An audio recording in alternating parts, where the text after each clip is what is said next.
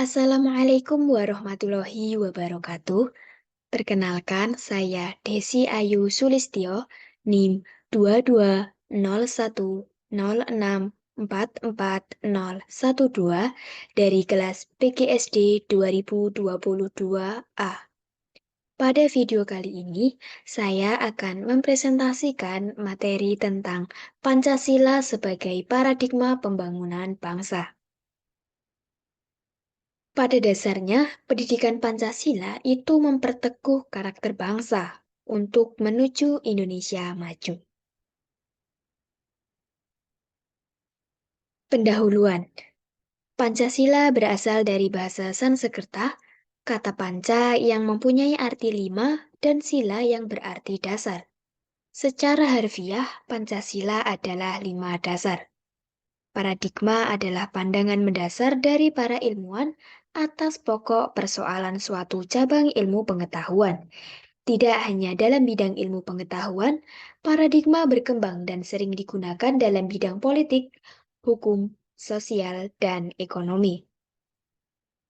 Pancasila sebagai paradigma artinya nilai-nilai dasar Pancasila secara normatif menjadi dasar, kerangka acuan, dan tolak ukur sebagai segenap aspek pembangunan nasional yang dijalankan Indonesia. Selanjutnya, pengertian paradigma. Paradigma pada awalnya berkembang dalam dunia ilmu pengetahuan, terutama dalam kaitannya dengan filsafat ilmu pengetahuan. Secara terminologis, tokoh yang mengembangkan istilah tersebut dalam dunia ilmu pengetahuan adalah Thomas S. Kuhn. Menurut Kuhn, tahun 1970, paradigma adalah suatu asumsi-asumsi dasar dan asumsi-asumsi teoritis yang umum, sehingga merupakan suatu sumber hukum-hukum, metode, serta dalam penerapan ilmu pengetahuan. Pancasila sebagai paradigma pembangunan adalah sistem nilai acuan, kerangka acuan berpikir, pola acuan berpikir atau jelasnya sebagai sistem nilai yang dijadikan sebagai kerangka landasan, kerangka cara, dan sekaligus sebagai kerangka dalam menentukan arah atau tujuan bagi yang menyandangnya. Pancasila merupakan dasar negara bagi bangsa Indonesia.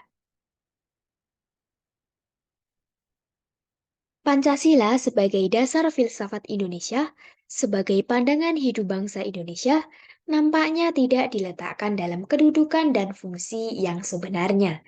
Reformasi dalam Pancasila hakikatnya harus berdasarkan nilai-nilai Pancasila. Dikutip dari tim MKU, PP UNESA tahun 2015 halaman 260 sampai 261. Selanjutnya ada Pancasila sebagai paradigma pembangunan politik.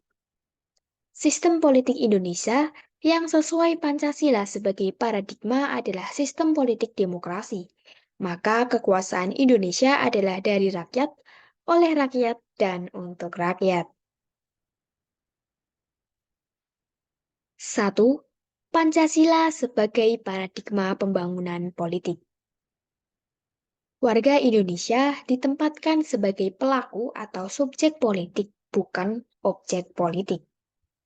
Pancasila dalam pembangunan politik harus dapat meningkatkan harkat dan martabat manusia dengan menempatkan kekuasaan tertinggi adalah dari rakyat, oleh rakyat, dan untuk rakyat, di mana sistem politik Indonesia yang sesuai dengan Pancasila sebagai paradigma adalah sistem politik demokrasi. Sehingga perlu dikembangkan berdasarkan asas kerakyatan dalam sila 4 Pancasila, kemudian pada asas-asas moral daripada sila-sila Pancasila. Maka secara berturut-turut, sistem politik Indonesia dikembangkan atas moral ketuhanan, kemanusiaan, persatuan, kerakyatan, dan keadilan. Moral tersebut menjadi landasan warga dan penyelenggara negara guna perilaku politik santun dan bermoral. Nilai demokrasi terkandung dalam Pancasila sebagai pondasi bangunan negara. Dalam realisasinya, tidak dilaksanakan berdasarkan nilai-nilai Pancasila. Pada masa Orde Lama dan Orde Baru, negara mengarah pada praktik otoritarianisme. otoritarianisme yang mengarah pada porsi kekuasaan yang terbesar kepada presiden. Dikutip dari Tim MKU Pendidikan Pancasila UNESA tahun 2015 halaman 263. Implementasi sosial politik Pancasila adalah 1. Penerapan dan pelaksanaan keadilan sosial. 2. Menjadi demokratis. 3. Melaksanakan keadilan sosial dan penentuan prioritas kerakyatan. 4. Menggunakan pendekatan kemanusiaan yang adil dan beradab dalam mencapai tujuan keadilan. Dan 5. Tidak nilai-nilai keadilan sosial, demokrasi, persatuan, dan kemanusiaan bersumber pada nilai ketuhanan yang Maha Esa. Implementasi tersebut harus direkonstruksikan ke dalam perwujudan warga, civil society, sehingga moral baru dalam masyarakat adalah nilai toleransi, nilai transparansi hukum dan kelembagaan, nilai kejujuran dan komitmen, dan bermoral berdasarkan konsensus. Dikutip dari Fukuyama dalam Astrid tahun 2000 halaman 3. Pengembangan dan pembangunan bidang politik harus mendasarkan pada tuntunan HAM sebagai makhluk sosial dan individu. Berdasarkan Undang-Undang Dasar 1945, esensi demokrasi adalah 1. Rakyat pemegang kedaulatan tertinggi negara.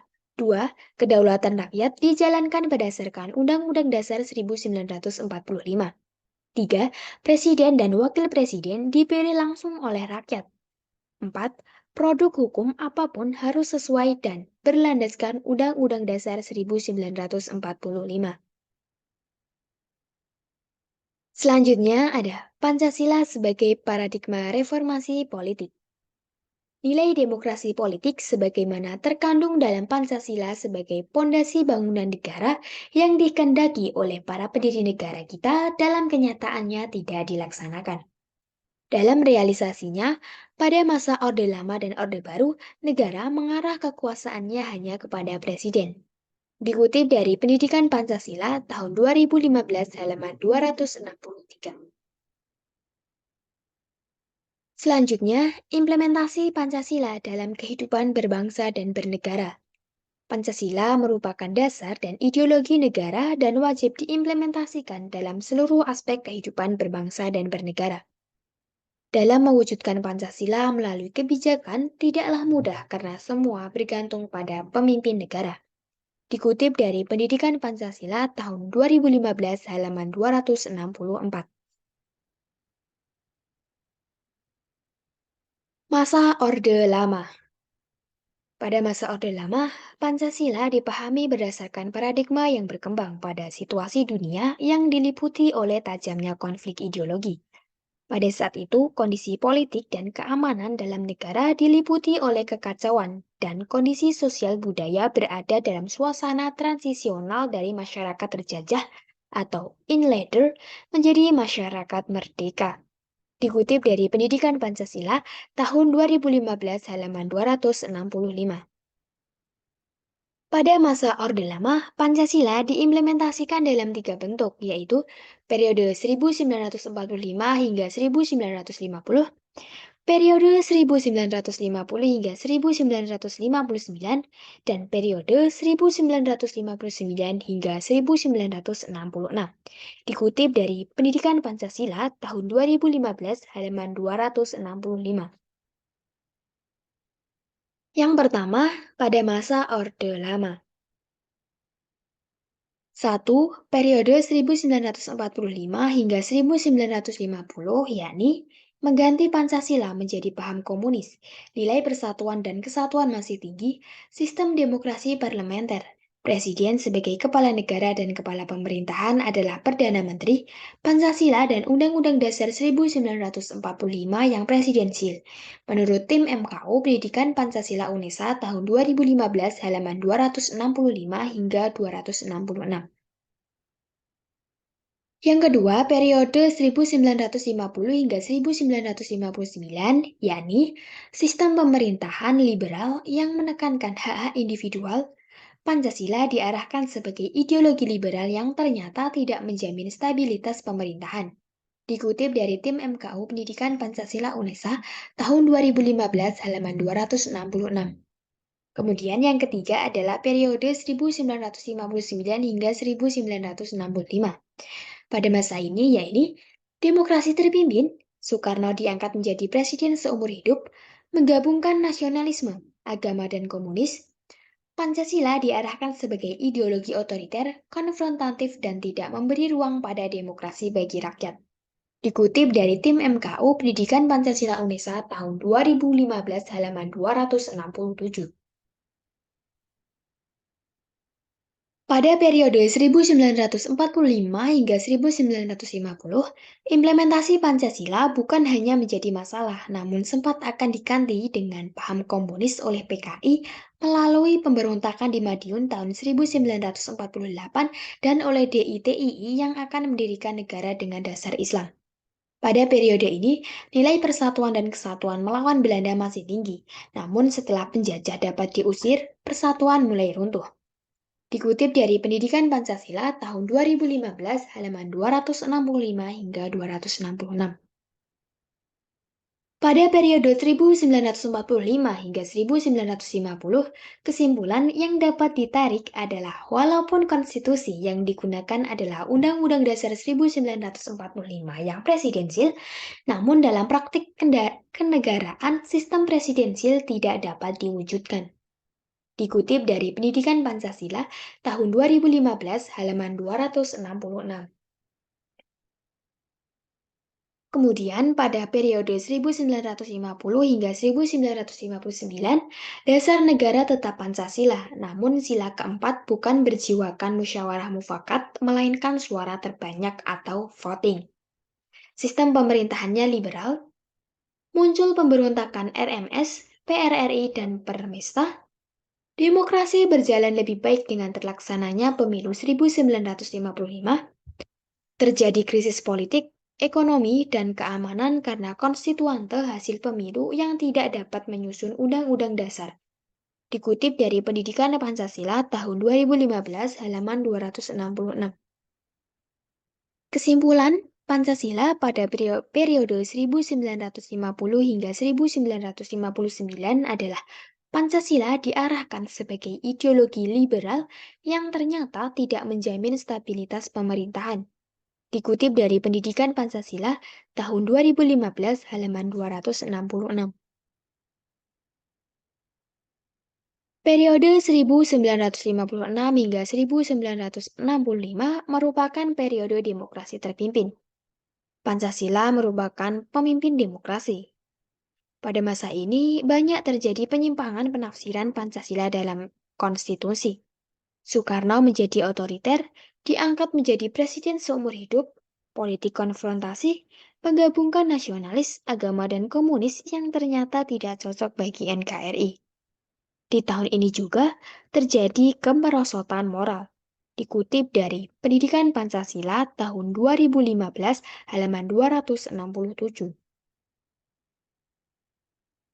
Pada periode 1965 hingga 1965, kesimpulan yang dapat ditarik adalah Pancasila telah diarahkan sebagai ideologi otoriter, konfrontatif, dan tidak memberi ruang pada demokrasi bagi rakyat. Menurut Pendidikan Pancasila tahun 2015 halaman 267. Selanjutnya adalah pada masa Orde Baru. Soeharto melakukan ijtihad politik dengan melakukan Pancasila melalui apa yang disebut dengan P4, yaitu Pedoman Penghayatan dan Pengamalan Pancasila, atau disebut juga dengan Eka Prasetya Pancasila. Awalnya memberi angin segar, namun semakin lama kondisi politik dan keamanan dalam negeri semakin rentan. Dikutip dari Pendidikan Pancasila tahun 2015 halaman 268.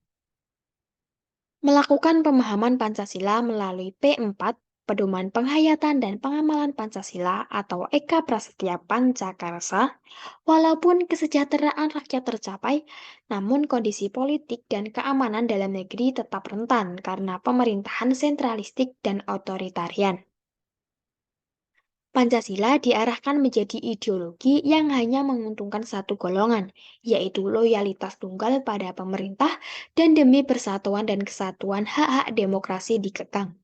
Dikutip dari tim MKU Pendidikan Pancasila UNESA tahun 2015 halaman 267 hingga 268. Pancasila selama Orde Baru diarahkan menjadi ideologi yang hanya menguntungkan satu golongan, yaitu loyalitas tunggal pada pemerintah dan demi persatuan dan kesatuan hak-hak demokrasi ditentang. Dikutip dari Pendidikan Pancasila tahun 2015 halaman 268. Selanjutnya adalah pada masa reformasi. Pada masa ini, rakyat bebas berserikat, mendirikan partai politik, berpendapat, dan lain-lain. Namun justru menimbulkan benturan antar suku, antar umat beragama, antar kelompok, dan antar daerah, sehingga menurunkan rasa persatuan dan kesatuan sesama warga bangsa Indonesia. Terjadi pergantian presiden 2 kali, Timur Timur telah lepas dari Negara Kesatuan Republik Indonesia. Indonesia saling menghancurkan negara sendiri karena campur tangan secara halus dari pihak asing. Pancasila tidak diajarkan sebagai pelajaran wajib sehingga nilai-nilai Pancasila pada masyarakat melemah.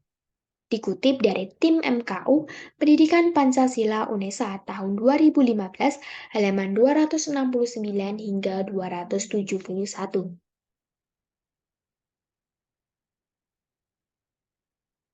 Selanjutnya ada Pancasila sebagai paradigma pembangunan ekonomi. Pancasila sebagai paradigma pembangunan ekonomi dengan sistem ekonomi pada nilai moral daripada Pancasila.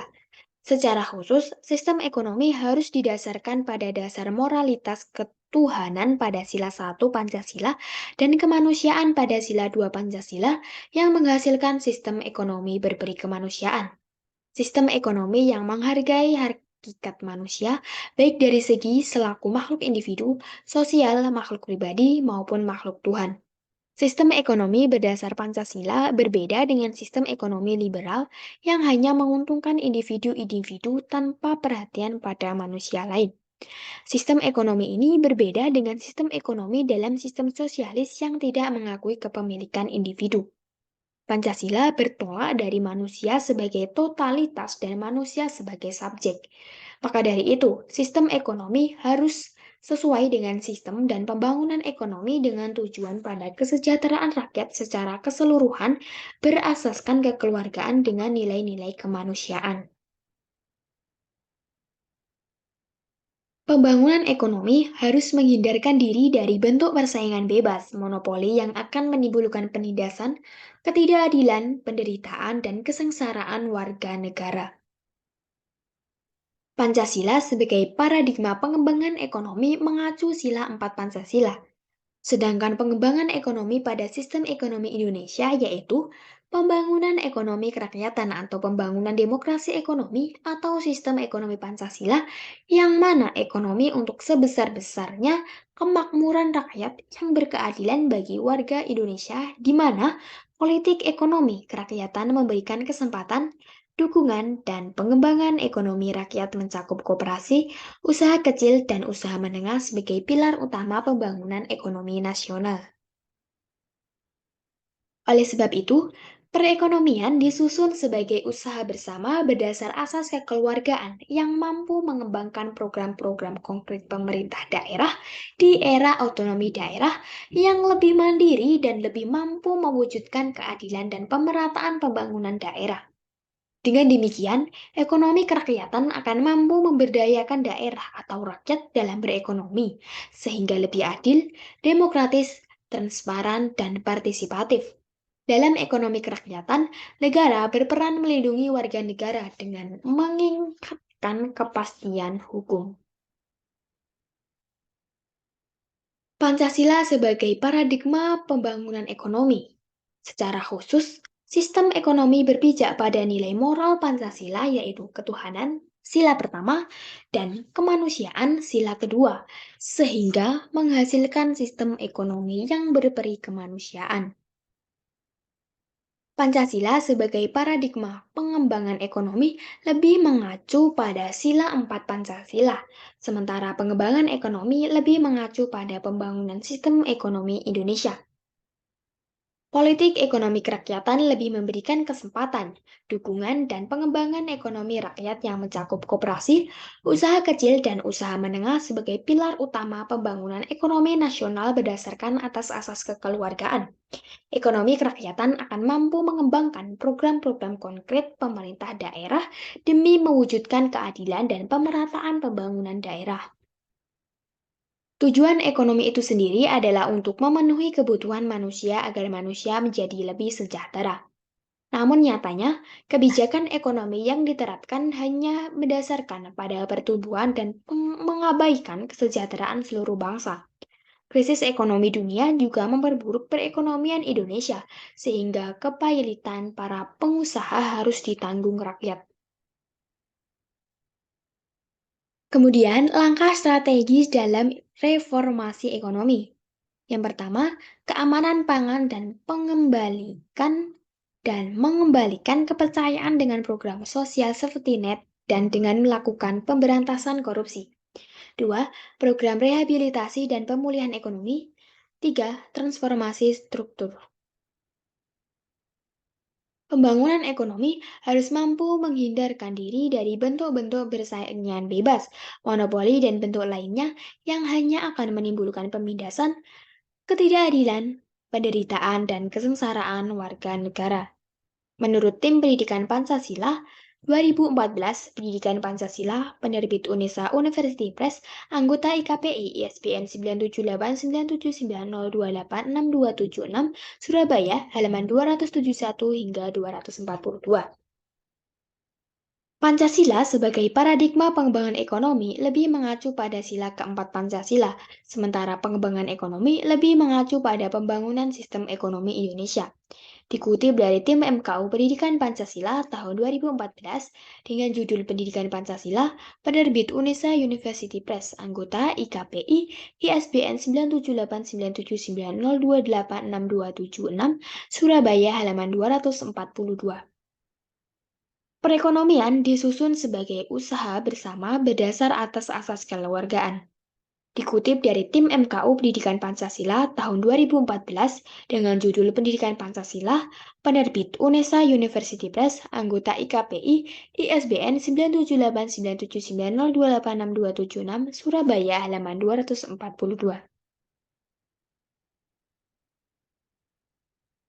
Mubyarto mengembangkan ekonomi kerakyatan, yakni ekonomi humanistik yang mendasar pada tujuan demi kesejahteraan rakyat secara luas. Dikutip dari tim MKU Pendidikan Pancasila tahun 2014, Pendidikan Pancasila, penerbit Unesa University Press, anggota IKPI, ISBN 9789790286276, Surabaya, halaman 243.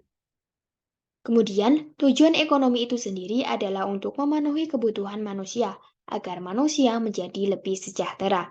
Dikutip dari tim MKU Pendidikan Pancasila tahun 2014, Pendidikan Pancasila, penerbit Unesa University Press, anggota IKPI, ISBN 9789790286276, Surabaya, halaman 243.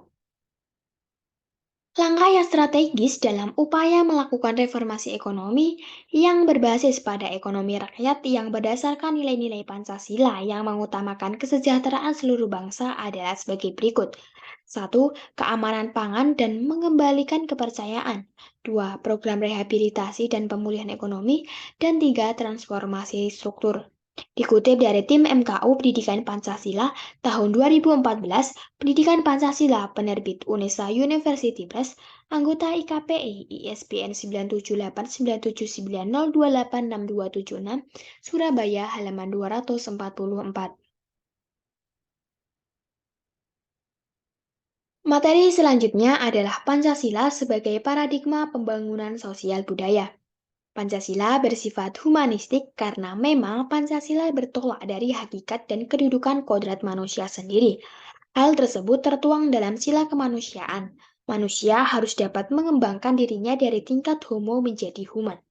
Berdasar Sila Persatuan Indonesia, pembangunan sosial budaya dikembangkan atas dasar penghargaan terhadap nilai sosial dan budaya-budaya yang beragam di seluruh wilayah Nusantara menuju pada tercapainya rasa persatuan sebagai bangsa.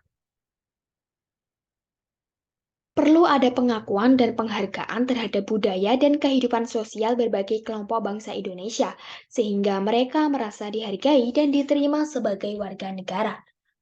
Paradigma baru dalam pembangunan nasional berupa paradigma pembangunan berkelanjutan, yang dalam perencanaan dan pelaksanaannya perlu diselenggarakan dengan menghormati hak budaya komuniti-komuniti terlibat di samping hak negara untuk mengatur kehidupan berbangsa dan hak asasi individu pembangunan berkelanjutan. Hak budaya komuniti dapat sebagai perantara atau penghubung atau penengah antara hak negara dan hak asasi individu. Paradigma tersebut dapat mengatasi sistem perencanaan yang sentralistik dan yang mengabaikan kemajemukan masyarakat dan keanekaragaman kebudayaan Indonesia. Dengan demikian, era otonomi daerah tidak akan mengarah pada otonomi suku bangsa, tetapi justru akan memadukan pembangunan lokasi atau daerah dengan pembangunan regional dan pembangunan nasional. Sila keempat, sehingga ia akan menjamin keseimbangan dan kemerataan. Sila kelima, dalam rangka memperkuat persatuan dan kesatuan bangsa yang akan sanggup menegakkan kedaulatan dan keutuhan wilayah negara kesatuan Republik Indonesia. Sila ketiga, sebenarnya nilai-nilai Pancasila memenuhi kriteria sebagai puncak-puncak kebudayaan, sebagai kerangka acuan-acuan bersama bagi kebudayaan-kebudayaan di daerah. Bangsa Indonesia ingin melakukan suatu reformasi, menata kembali subsistem yang mengalami kerusakan. Pancasila berfungsi sebagai paradigma hukum dalam kaitannya dengan perubahan hukum atau Pancasila merupakan paradigma suatu pembaharuan hukum. Dasar yuridis Pancasila sebagai paradigma reformasi hukum adalah TAP MPRS nomor 20 garis miring MPRS garis miring 1966 bahwa Pancasila sebagai sumber dari segala sumber hukum di Indonesia. Reformasi hakikatnya untuk mengembalikan negara pada kekuasaan rakyat dan terwujudnya keadilan. Dikutip dari tim MKO Pendidikan Pancasila UNESA tahun 2015 halaman 261 hingga 263. Pancasila sebagai paradigma pembangunan sosial budaya, yakni Pancasila bersifat humanistik karena bertolak dari hakikat dan kedudukan manusia itu sendiri. Pembangunan sosial budaya harus mampu meningkatkan harkat dan martabat manusia agar menjadi manusia yang berbudaya dan beradab. Sila kemanusiaan yang adil dan beradab. Pembangunan sosial budaya dikembangkan atas dasar penghargaan terhadap nilai sosial dan budaya yang beragam di seluruh wilayah Nusantara, menuju pada tercapainya rasa persatuan sebagai bangsa. Sila Persatuan Indonesia. Paradigma pembangunan sosial budaya dapat mengatasi sistem perencanaan yang sentralistik dan yang mengabaikan kemajemukan masyarakat dan keanekaragaman budaya Indonesia. Pancasila sebagai paradigma pembangunan sosial budaya, yakni sila pertama, menunjukkan semua suku bangsa di Indonesia percaya pada Tuhan Yang Maha Esa. Sila kedua, nilai budaya dijunjung tinggi oleh bangsa Indonesia tanpa membedakan suku bangsa. Sila ketiga, nilai budaya untuk mempersatukan diri sebagai suatu bangsa yang berdaulat. Sila keempat, relevan untuk mengendalikan nilai-nilai budaya yang mendahulukan kepentingan perorangan menjadi kesepakatan melalui musyawarah. Sila kelima, nilai-nilai keadilan sosial menjadi landasan yang membangkitkan semangat perjuangan bangsa Indonesia. Pembangunan sosial budaya harus mampu meningkatkan harkat dan martabat manusia, yaitu menjadi manusia yang berbudaya dan beradab. Dikutip dari tim MKO Pendidikan Pancasila tahun 2014 halaman 245. Perlu adanya pengakuan dan penghargaan terhadap budaya dan kehidupan sosial berbagai kelompok bangsa Indonesia, sehingga mereka merasa dihargai dan diterima sebagai warga bangsa. Menurut tim MKU Pendidikan Pancasila tahun 2014 halaman 245.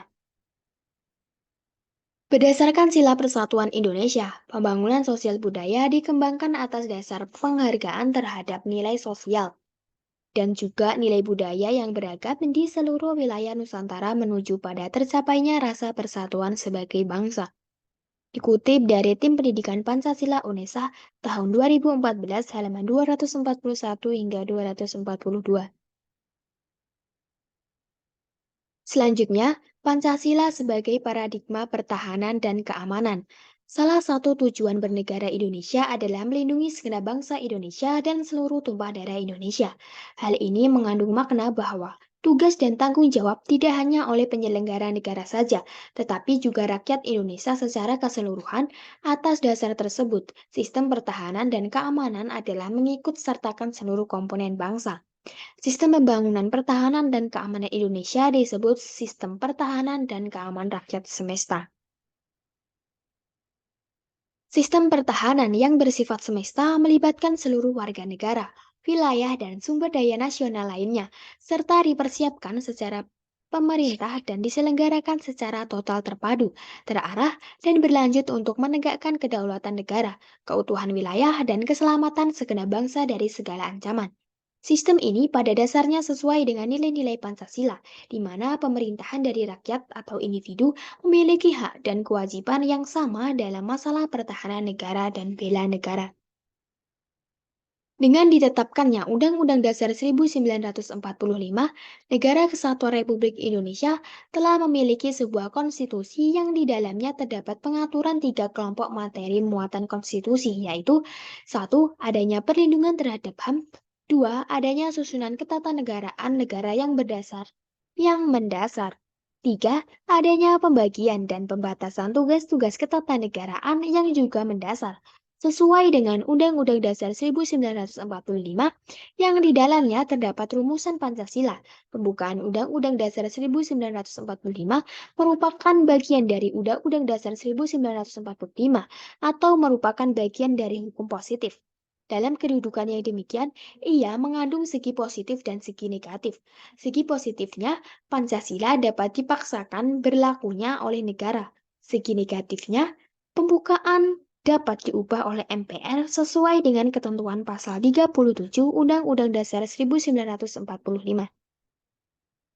Pertahanan dan keamanan harus menjamin hak-hak dasar, persamaan derajat serta kebebasan kemanusiaan dan HANKAM diperuntukkan demi terwujudnya keadilan dalam masyarakat agar negara benar-benar meletakkan pada fungsi yang sebenarnya sebagai suatu negara yang berdasarkan kekuasaan.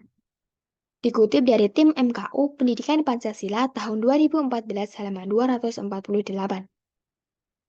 Salah satu tujuan negara adalah melindungi segenap bangsa Indonesia dan seluruh tumpah darah Indonesia.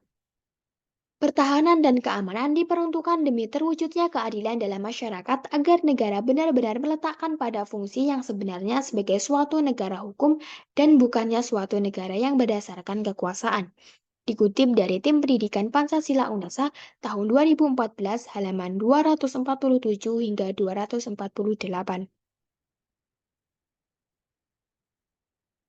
Pancasila sebagai paradigma pembangunan bidang HANKAM, yaitu sistem pertahanan dan keamanan mengikut sertakan seluruh komponen bangsa, warga, wilayah, sumber daya nasional.